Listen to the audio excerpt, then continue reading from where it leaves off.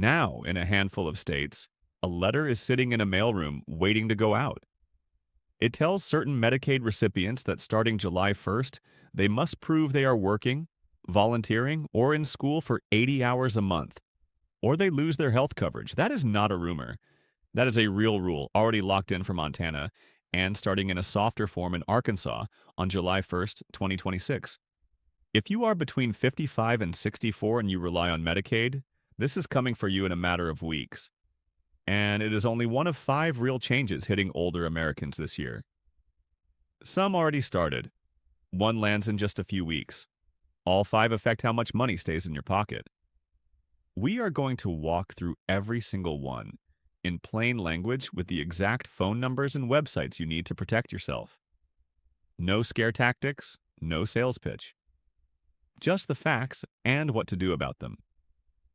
Stick with us because change number 4 is the one almost nobody is talking about, and it could already be costing you coverage without you knowing it. Before we go further, if you find this helpful, please hit subscribe and tap the bell icon. We cover Social Security, Medicare, and benefit changes as soon as they happen. These rules shift fast, and the people who get hurt are usually the last to find out. Turning on notifications means you hear it from us first, not from a letter that shows up after a deadline has already passed. Here is the hard truth. The rules around Social Security, Medicare, and Medicaid change every single year. Most years the changes are small. This year is different. Congress passed a massive new law in the summer of 2025 called the One Big Beautiful Bill Act. It rewrote large parts of Medicaid and food assistance. At the same time, Medicare premiums jumped by one of the largest dollar amounts in the program's history, and the slow 20-year march toward a higher Social Security retirement age is about to hit its final stop. None of these changes were hidden. They were announced in government press releases and technical bulletins that almost nobody reads. That is the real problem. These changes are not secret, but they are buried in language built for lawyers and accountants, not for the people they affect most. Every year, millions of older Americans lose money or coverage simply because nobody explained the rule to them in time. A missed deadline can mean a lapse in health coverage. A skipped form can mean a cut in food benefits. A missed tax deduction can mean an extra check to the IRS that never needed to be written. Think about a retired bus driver in her early 60s living on a small Medicaid plan while she waits to turn 65 and qualify for Medicare. If she never learns about a new work requirement, she could lose her coverage simply because a letter sat unopened on her kitchen table. That is not a far-fetched story. It is happening to real people in real states this year. The frustrating part is that almost every one of these problems is preventable if you know about it early enough to act. That is the entire reason we are making this video. The good news is that every single change we cover today has a clear, free way to respond. You do not need to hire anyone. You do not need to pay for a consultation, and you should be very cautious of anyone who calls you out of nowhere offering to fix this for a fee.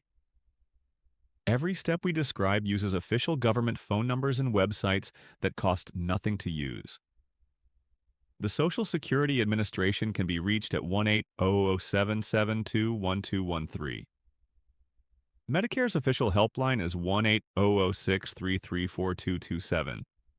Every state also has a free counseling service for Medicare questions called the State Health Insurance Assistance Program, often called SHIP, and you can find your local office through the Elder Care Locator at 1-800-677-1116, which connects you to your local area agency on aging, a free service that helps older adults sort through exactly these kinds of questions. We are going to mention these numbers again as we go, because writing them down now means you will not have to pause the video later. A quick word before we continue, because we know what some of you are thinking. Maybe you do not have a computer or you're not comfortable online, and you're wondering if any of this even applies to you.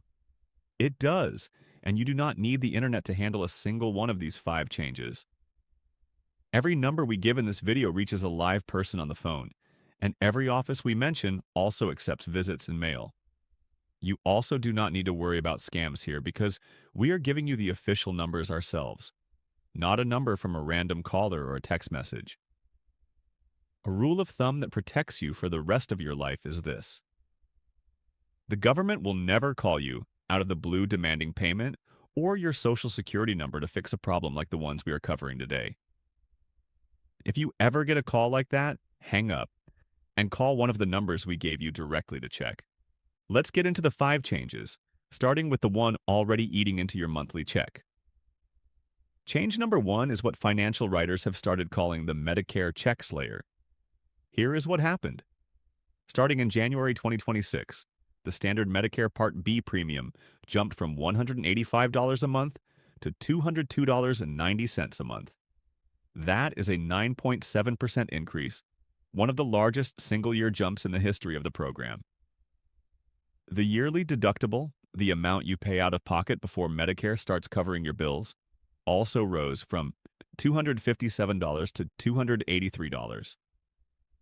Normally, Social Security gives you a cost of living adjustment, called a COLA, to help your check keep up with inflation. For 2026, that COLA was 2.8%, adding about $56 a month to the average retiree's check. Sounds like good news until you realize the Part B premium increase alone ate up nearly a third of that raise before you ever saw a dime of it.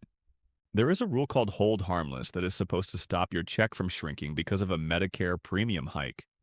But that rule only fully protects you if your benefit is very small, generally under about $639 a month. For most retirees, the math simply does not work in your favor this year. There is also a separate cost called IRMAA, short for Income-Related Monthly Adjustment Amount, which raises your Part B premium even higher if your income in 2024 was above $109,000 for an individual or $218,000 for a married couple filing jointly. If your income dropped recently, due to retirement or the loss of a spouse, you can ask Social Security to lower your IRMAA bracket using a form called the Medicare Income-Related Monthly Adjustment Amount Life-Changing Event Form. If you have not checked your new 2026 benefit statement against your old one, it is worth 5 minutes to see exactly what changed. You can view it anytime by creating a free account at ssa.gov or by calling the Social Security number we gave you earlier. Change number 2 is about your full retirement age, the age when you can collect 100% of your Social Security benefit instead of a reduced amount. This has been creeping upwards since 1983, a slow 20-year process most people never notice because it moved a few months at a time. This year, that climb hits its final step. If you were born in 1960 or later, your full retirement age is now locked at 67, and that final stage takes effect starting in November of 2026. If you claim benefits before that age, your monthly check is permanently reduced, sometimes by as much as 30% compared to waiting until full retirement age. A lot of people assume full retirement age is still 65, because that used to be true decades ago. It is not true anymore for anyone born after 1959. Picture a retired warehouse worker who turns 64 this year and plans to file for benefits right away, expecting the same rules his older brother had. If he does not confirm his real full retirement age first, he could lock in a permanently smaller check based on outdated information. There is also an earnings test if you keep working while collecting early. In 2026, if you are below full retirement age, Social Security withholds $1 for every $2 you earn above $24,480 a year. In the year you reach full retirement age, that limit rises to $65,160, and the withholding becomes $1 for every $3 earned above that line. Once you actually reach full retirement age, the earnings test disappears completely. If you're close to claiming, it is worth calling Social Security directly to confirm your exact full retirement age before you file, because filing even a few months early locks in a lower check for the rest of your life. If this is useful so far, take a second to like this video and drop a comment telling us your age and what worries you most about these changes. We read every comment, and it genuinely helps us know what to cover next. Change number 3 hits a group many people do not expect: adults aged 55 to 64 on SNAP, the food assistance program many people still call food stamps. Before this year, if you were 55 or older, you were automatically exempt from SNAP work requirements. The One Big Beautiful Bill Act erased that exemption. The work requirement age range used to stop at 54. It now stretches all the way to 64. That means if you are 55, 58, or 63 years old and receiving SNAP, you may now need to document at least 80 hours a month of work, job training, or volunteering, which works out to about 20 hours a week to keep receiving benefits beyond 3 months within a 3-year period. States began rolling this out in late 2025, with documentation deadlines arriving by March 2026 in many places, and the very first benefit cutoffs for people who did not comply, beginning as early as June 2026. That means some older adults are losing grocery money right now, this summer, simply because a deadline passed quietly. Consider a 61-year-old man who lost his factory job 2 years ago and has been getting by on SNAP while he looks for part-time work near home. Under the old rules, his age alone protected his benefits. Under the new rules, it no longer does. If you are in this age group and you receive SNAP, do not wait for a letter to arrive. Call your state SNAP office directly and ask 2 questions. First, am I subject to the new work requirement? Second, do I qualify for an exemption, such as a disability, a caregiving role for a young child or family member, or a documented health condition? Exemptions still exist, but in most states you must actively prove you qualify, often with paperwork from a doctor or employer. Nobody will automatically apply one for you. Change number 4 is the one we promised earlier, and it is the most urgent because the clock is already running. This is the Medicaid work requirement, and it is different from the SNAP rule we just covered. Under the same 2025 law, adults aged 19 to 64 in the Medicaid expansion group will eventually need to prove 80 hours a month of work, school, or community engagement to keep their coverage. The national deadline for every state is January 1st, 2027. But states are allowed to start earlier, and some are doing exactly that. Nebraska began enforcement on May 1st, 2026. Montana begins on July 1st, 2026. Arkansas also begins a version of this rule on July 1st, 2026, though Arkansas has said it will not cut anyone off until 2027, giving people a runway to comply first. Even in states still waiting for the national deadline, the paperwork is already moving. State Medicaid agencies are required to mail outreach letters to everyone who could be affected sometime between the end of June and the end of August 2026, explaining the new rules, the exemptions, and what happens if someone does not comply. So even if your state has not started enforcement yet, your mailbox may see a letter about this within the next few weeks. If you live in Montana or Arkansas and you are under 65 on Medicaid through expansion coverage, this is not a future problem.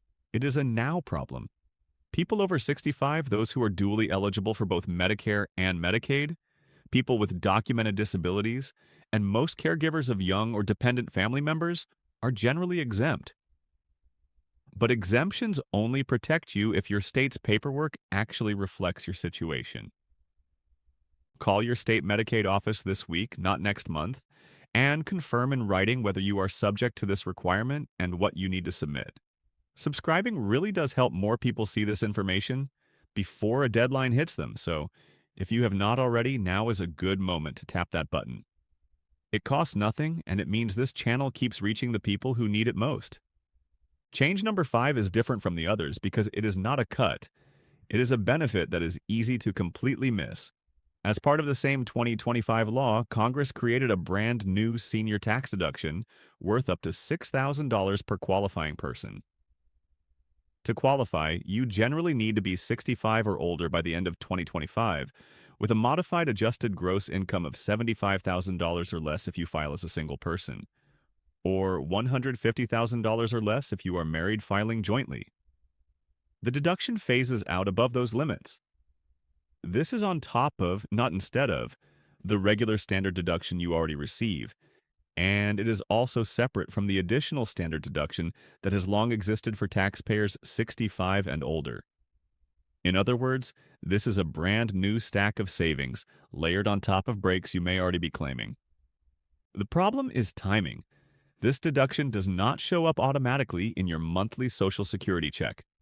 It only appears when you file your federal tax return, which means many retirees will not notice it until tax season, and some may not realize they qualify at all unless they specifically ask their tax preparer about it. Picture a retired teacher who has used the same accountant for 15 years out of habit, never updating them on new laws. If she does not bring this up herself, the deduction could simply be missed year after year. This deduction is also temporary under current law, so it will not last forever. If you are 65 or older and your income falls under those limits, make sure whoever prepares your taxes specifically applies this deduction. It will not happen by default just because you are a senior. Let's bring this together. 5 real changes are reshaping the finances of older Americans in 2026. Medicare. Part B premiums rose 9.7%, quietly absorbing most of this year's Social Security raise with higher deductibles and IMAA brackets stacked on top. Full retirement age finishes its 20-year climb to 67 this November, which means filing even slightly early can permanently shrink your check. SNAP work requirements now reach all the way up to age 64, with real benefit cutoffs already beginning this summer for people who missed the documentation window. Medicaid work requirements are arriving early in certain states, with Montana and Arkansas starting July 1st, and outreach letters going out nationwide between late June and the end of August. And a new $6,000 senior tax deduction is sitting on the table for many of you, waiting to be claimed by anyone who knows to ask for it. Every single one of these has a free phone number or website attached to it, and every single one rewards people who act early instead of waiting for a letter in the mail. Write down these 3 resources right now if you have not already. Social Security at 1-800-772-1213, Medicare at 1-800-633-4227, and your local state health insurance assistance program counselor, found through the Elder Care Locator at 1-800-677-1116. None of these cost a dime to call, and none of them will ever ask you to pay for help understanding your own benefits. We know this is a lot to take in, and we know these rules feel like they were not written with regular people in mind. You are not imagining that frustration, and you are not alone in feeling it. Many of you have spent decades paying into these systems, and it is completely fair to feel tired of having to chase down every new rule just to keep what you already earned. That feeling is valid, and it does not mean you are behind or doing something wrong. It means the system asks a lot of its own beneficiaries, often without making things easy. Our goal with this channel is simple. We want you to walk away from every video knowing exactly what changed, exactly who it affects, and exactly which phone number to call next. We will keep tracking these rules as they unfold throughout the rest of 2026, including how the Medicaid rollout expands state by state toward its national deadline in January 2027. If today's video helped you feel even a little more prepared, that is exactly why we make these. Thank you so much for watching all the way to the end. If this video helped you, please consider subscribing so you do not miss the next one.